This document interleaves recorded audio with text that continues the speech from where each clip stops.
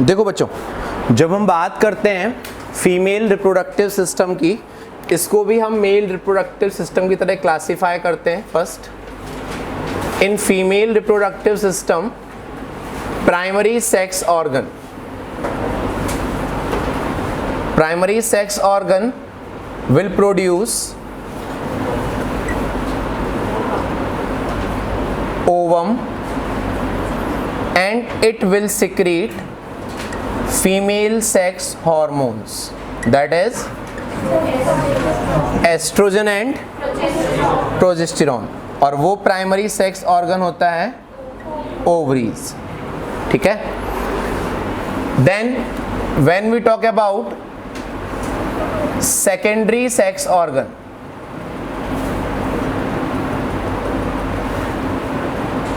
Secondary sex organs में the first one is oviduct, which is also known as fallopian tube, then uterus, then cervix, and then vagina. These are secondary sex organ.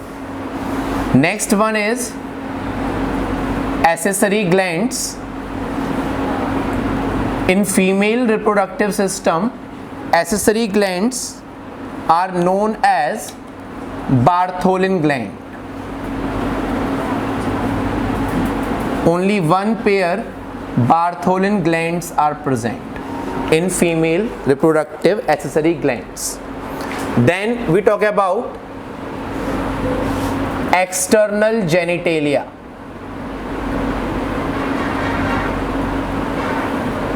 External genitalia include mons pubis,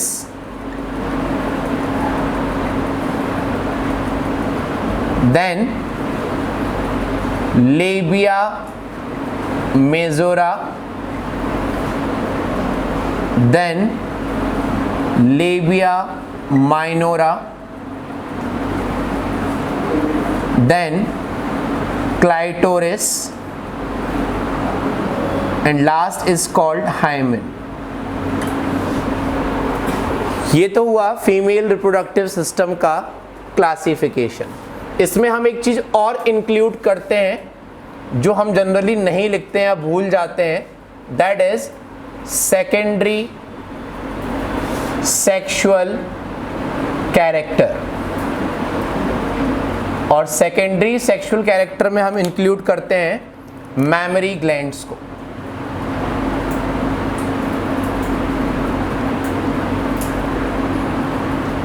तो जब भी female reproductive system को classify करो, इस part को जरूर mention करो। Clear this point? अब सुनो यहां पर कुछ पॉइंट्स। जब हम बात करते हैं ओवरीज की, ओवरीज आर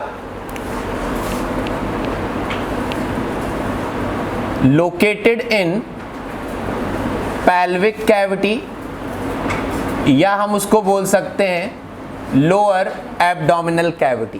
क्या बोल सकते हैं? सेकेंड पॉइंट, अगर हम ओवरी का स्ट्रक्चर लेकर चलें, ovary is lined by cuboidal epithelium. Ovary is lined by कौन सी एपिथेलियम होती है? Cuboidal epithelium. इसके अलावा ओवरी के अंदर जो फ्लूइड प्रेजेंट होता है, that fluid is known as stroma. क्या कहलाता है? ये वर्ड कहां पढ़ा था हमने?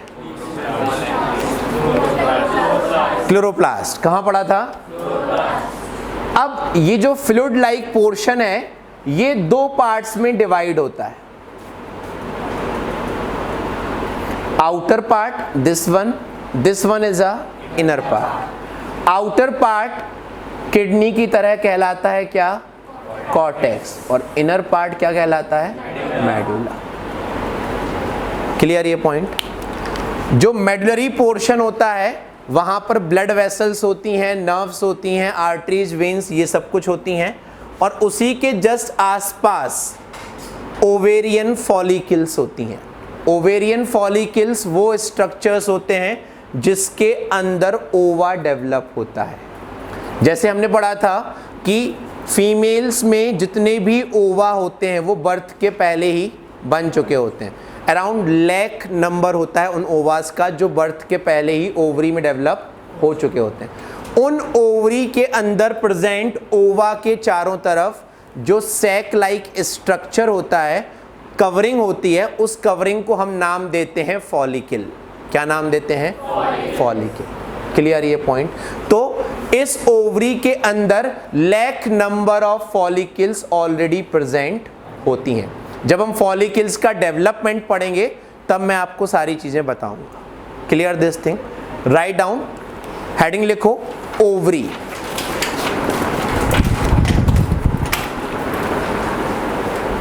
In this, write down ovaries are located in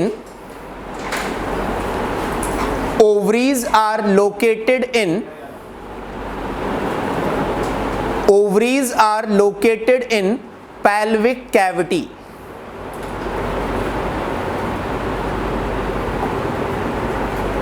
and attached to wall of uterus, attached to wall of uterus as well as pelvic cavity, wall of uterus as well as pelvic cavity by the help of ligaments, by the help of ligaments. Write down next point. Each ovary is lined by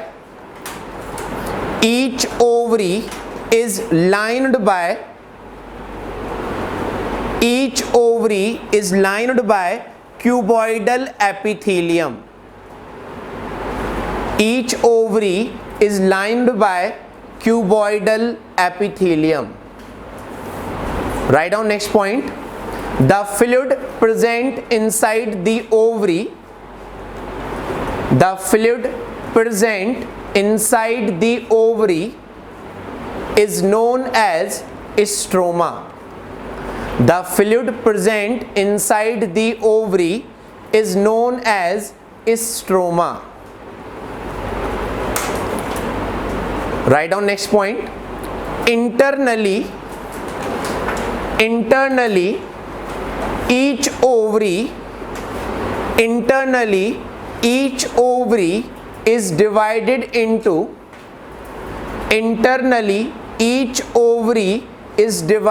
into outer cortex region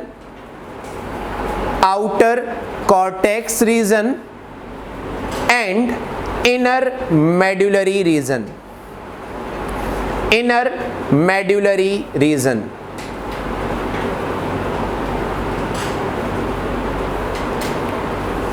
Now write down next heading, fallopian tube. Fallopian tube. fallopian tube का दूसरा नाम क्या होता है बच्चों?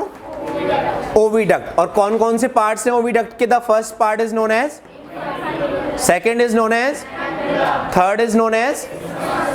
लिखो इसमें, the length of oviduct, the length of oviduct is around, the length of oviduct is around 10 to 12 centimeter. The length of oviduct is around 10 to 12 centimeter. लिखो next point. Oviduct consists of 3 parts.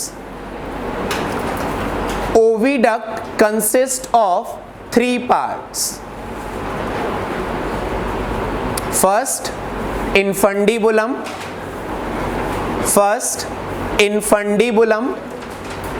Second, ampulla.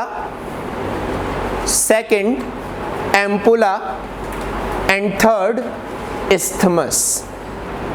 Third isthmus. लिखो इसमें,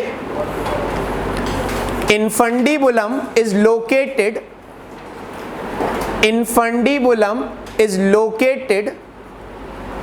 near to the ovary. Infundibulum is located near to the ovary and contain finger-like projections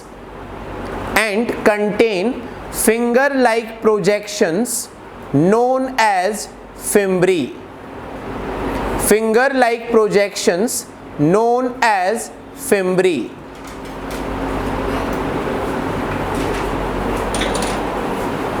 Which collect ova after ovulation. Which collect ova after ovulation. Second part लिखो, ampulla. Ampulla just एक लाइन लिख दो ampulla में, site of fertilisation. Site of fertilisation.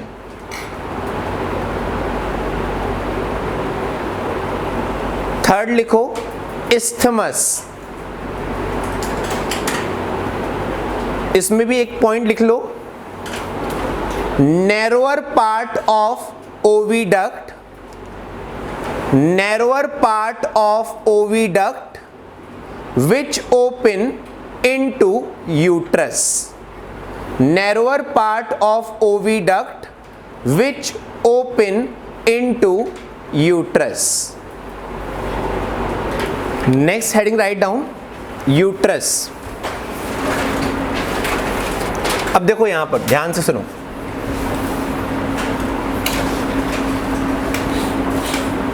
जब हम बात करते हैं यूट्रस की,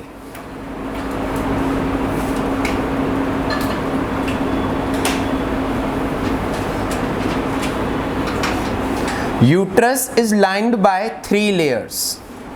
This outermost layer is known as perimetrium. क्या कहलाती है बच्चों? This Soloin region is known as fundus. This perimetrium is a thin membranous structure and इसका फंक्शन होता है प्रोटेक्शन प्रोवाइड करना यूट्रस को. कैसी होती है? मेम्ब्रेनस. ओके. पेरीमेट्रियम के अंदर जो सेकेंड लेयर होती है, that is made up of smooth muscles and that layer is known as myometrium. क्या कहलाती है? यही वो लेयर है जो सीवियर कॉन्ट्रैक्शन प्रोड्यूस करती है at the time of parturition under the hormone oxytocin, and इसके ही कॉन्ट्रैक्शन की वजह से लेबर पेन डेवलप होता है यहाँ पर. Clear this point? तो जब पार्चुरेशन होता है या चाइल्ड की डिलीवरी होती है तो उस टाइम पर मायोमेट्रियम ही इन्वॉल्व होती है. किसमें? लेबर पेन में. इसी के कॉन्ट्रैक्शन और रिलैक्सेशन की वजह से फीटस का बॉडी से बाहर की तरफ एक्सपल्शन होता है. Understood? Third layer of uterus is known as endometrium.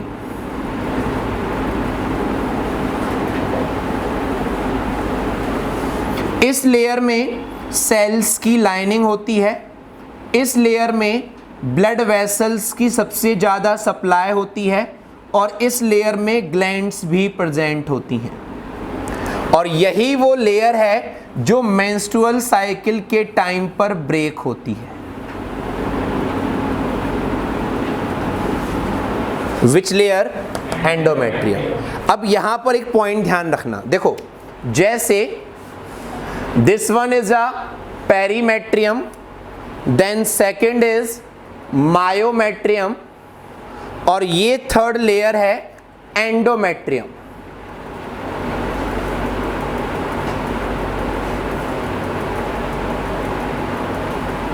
Like this, ठीक है। जब मेंस्ट्रुअल साइकिल स्टार्ट होती है तो एंडोमेट्रियम ही ब्रेक होती है और एंडोमेट्रियम भी पूरी ब्रेक नहीं होती, एंडोमेट्रियम भी पूरी ब्रेक नहीं होती। तो पेरीमेट्रियम और मायोमेट्रियम पर तो कोई इफेक्ट नहीं पड़ता। जब हम बात करते हैं एंडोमेट्रियम में भी, तो उसका भी एक छोटा सा पार्ट ब्रेक होता है ड्यूरिंग मेंस्ट्रुअल साइकिल। क्यों ब्रेक होता है, कैसे होता है, वो सब हम बात करेंगे बाद में। अंडरस्टूड? तो यूट्रस की 3 layers, perimetrium, myometrium and endometrium. Uterus का जो शेप होता है that is inverted pear shape. कैसा होता है? Inverted pear shape. And uterus is commonly known as womb. क्या बोलते हैं यूट्रस को? वूम। क्लियर ये पॉइंट? लिखो heading uterus.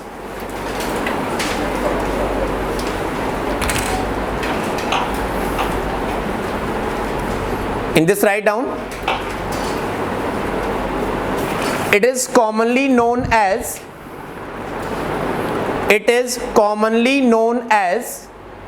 womb. It is commonly known as womb, and it is inverted pear-shaped structure.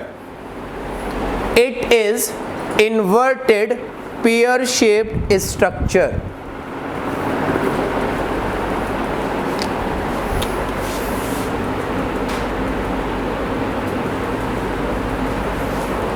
Write down next point. Uterus is lined by 3 layers. Uterus is lined by 3 layers. Next line से लिखो. First is perimetrium. First is perimetrium. Perimetrium के सामने लिखो thin membranous layer. Perimetrium के सामने लिखो thin membranous layer. Second, write down myometrium. Myometrium. Myo means muscles. Myology means study of muscles. Myometrium. इसमें लिखो it is made up of smooth muscles. It is made up of smooth muscles and produce severe contraction. Produce severe contraction and responsible for parturition. Produce severe contraction and responsible for parturition.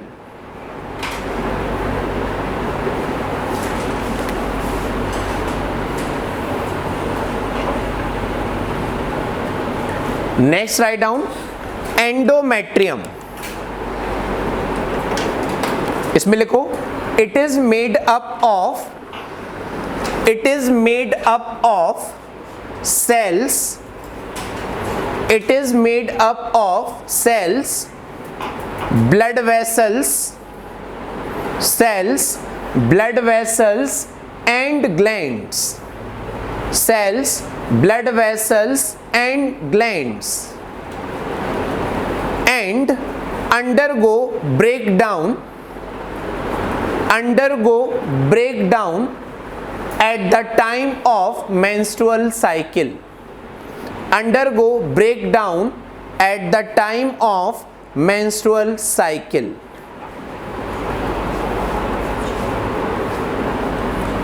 Write down next point. The narrower part of uterus, is known as cervix. The narrower part of uterus is known as cervix. which open outside through vagina, which open outside through vagina. Write down next point. Cervical canal along with vaginal canal, cervical canal along with vaginal canal form birth canal. Cervical canal along with vaginal canal form birth canal.